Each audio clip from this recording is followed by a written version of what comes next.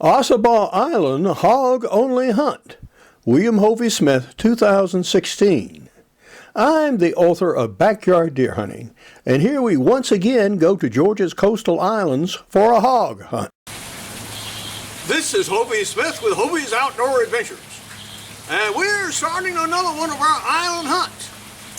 And this particular one happens to be at Ossabaw Island, and this is a hog-only hunt.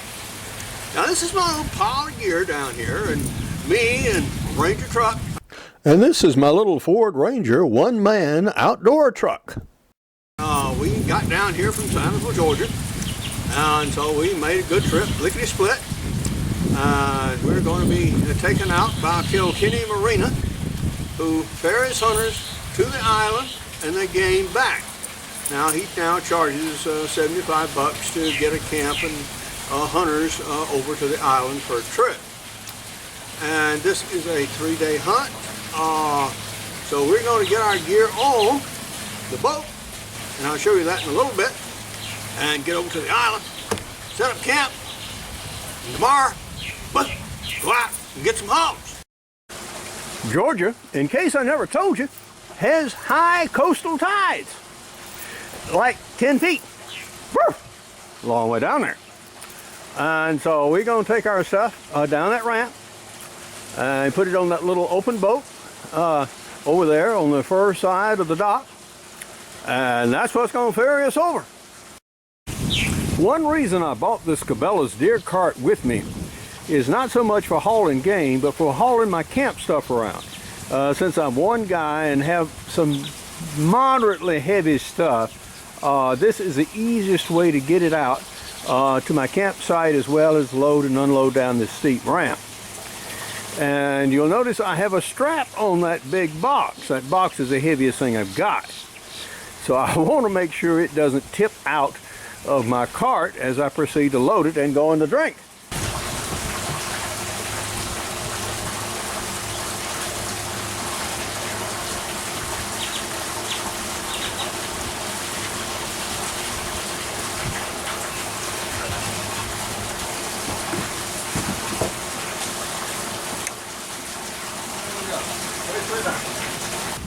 Here is how I have the sled rigged to take down some of the smaller stuff, so I don't have to carry each piece down individually. We've now got our stuff down to sea level, and we're ready to load up the boat. The key to all this mess is, if you're going to go camping, and if you're by yourself, it's obvious that you need to have things broken down into parcels that you can personally handle. Sometimes you're going to have some help, and sometimes people are very willing to help you, but sometimes not.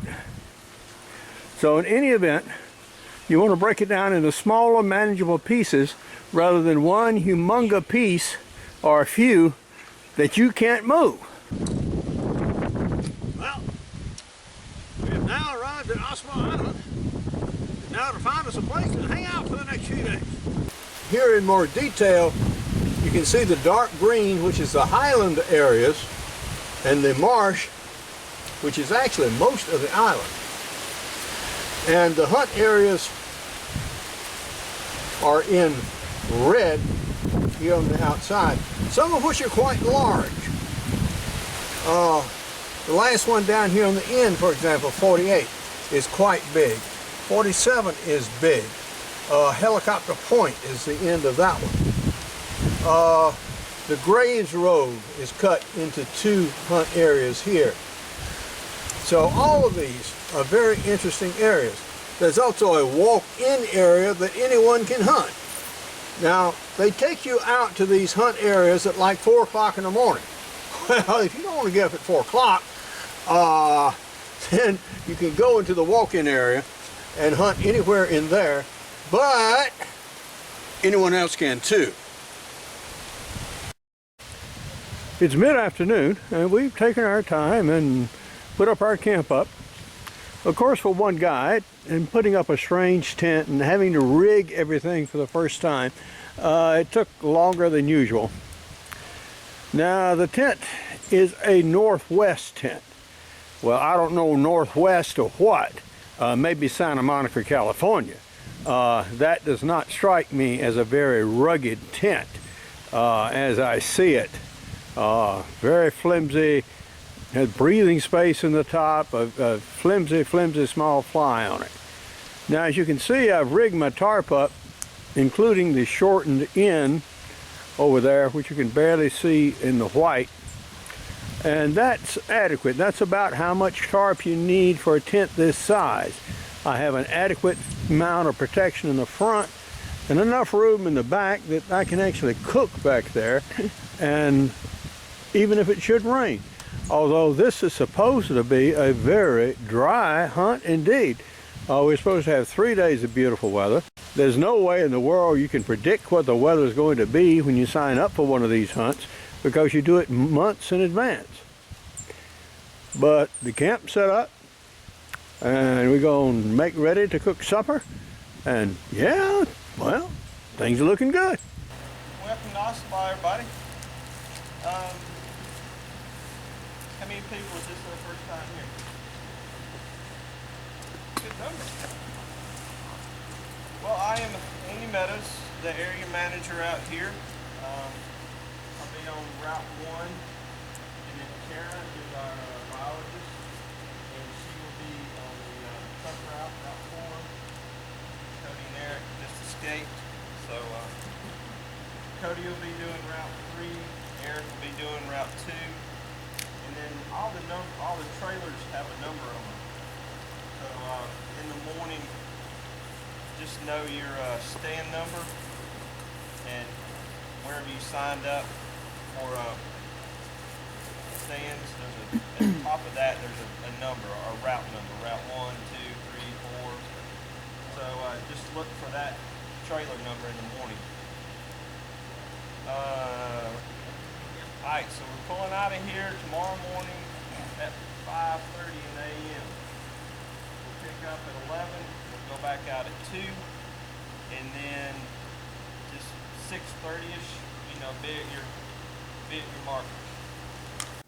The morning of the first day, I went in and scouted and found this nice looking spot overlooking this neck of marsh, and there's a little small island across from it, and that deer and hogs use and cross from it quite a bit.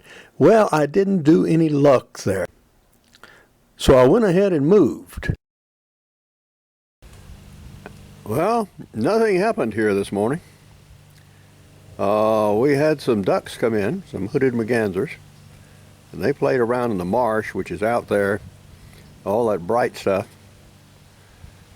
and nothing moved. One squirrel came by. That was it, folks. I was hoping in this narrow neck to be able to get a close range shot at some hogs as they work through, or catch them on the other side of my palm tree out here in this field. But neither of those events came to pass. Well, this is the end of our Ossabaw hunt. Brunswick rifle. Didn't see any game. Didn't have a chance to shoot any. However, all is not lost. I will go home with some hog meat and some fresh hog's head, for which I will make Brunswick stew, and also about a dozen eyeballs. And these we're going to do a special little dish for next Halloween. So you can look forward to that one. All told, the hunt here for most people was pretty good. The majority of hunters did get something, at least, and some people shot 5 or so. So, yeah, it was a good hunt in beautiful weather. Again, the majority of the people arrived on Wednesday when you could not hunt, but they set up camp. They stayed Thursday when you could not hunt and scouted, and then hunted Friday and Saturday, and have pulled out Saturday afternoon. I'm going to stay the night, and I hunted this afternoon. But there was no one on this whole south end of the island. I was the only one on board the truck. So I had my choice of any place I wanted to go. And I chose a place I knew It was fairly close to the road that I could hunt and drag a hog back in an afternoon by myself, hopefully. But unfortunately, it yielded no hogs. I heard none, saw none. But happens that way sometimes. This is wildlife biologist Karen Cash and her dog, Meatball, who thinks he can lick any hog on the island. We have concluded our Ossabaw Island hog hunt. And the gun we had was, of course, here, Brunswick rifle, which you know. And we also took our familiar 1858 Remington revolver as a backup pistol. Here shown safe with the cylinder removed whilst we're in camp. Now, unfortunately, I could not see any hog. But other people on the island were successful. Most of the people got hogs. Now, these two heads right here were taken, and what I'm going to do with these heads is to make Brunswick stew out of them. Yep. And also salvage the eyeballs. And we're going to use that for sparkling eye tomato soup. So we're getting ready to pack up here. Now, we're bringing some new equipment here, including this tent, which is a new tent to replace my old one, which had a damaged floor. Now, this tent has larger floor space in it and was very useful for that reason. Also, we had some failures of equipment, as we often do. Gerber knife here, broke the point. Trying to pierce the backbone, went in, snap. That's what commonly happens with hard steel blades. They take a edge but are intrinsically brittle, particularly toward the point. So I will reshape the blade of this knife and regrind it using cold grinding techniques, and do a video and showing you how to salvage a knife like this and make it useful again. We also brought some new products out here. We have a new air mattress now. Yeah! One that really doesn't go flat halfway during the night. So I broke down and got one of those. And we have some knives that I am developing, Hovey's Knives of China. This is one pattern. This is another. You'll notice these are all steel, and they have no handles, no grips. So they're very simple to use. So these I'm going to offer on the commercial market, and we'll have more videos and more advertising about these. But this was its first use in the field. I test my products. I don't just design something and make it look pretty and stick it out there and hope it sort of works. No, I take these things out in the woods and I skin these hogs with them and process the meat, and just like I would expect anybody else to do it. So by the time I produce a product, yeah, it's been very well tested. So this was these knives first time out in the field. So we're going to put our stuff on ice, going to get everything packed up, closed up, compacted, on the boat, and back to the mainland. And here we are with our camp, and we're getting ready to haul out and back to Kilkenny. This is a so-called cotton wagon that they used to ride us around on, and it has not spring one and never ever had. So you'd get on this thing and you'd be butt bounced hard. So everybody quickly learned after a few years to take a cushion with them when they got on board.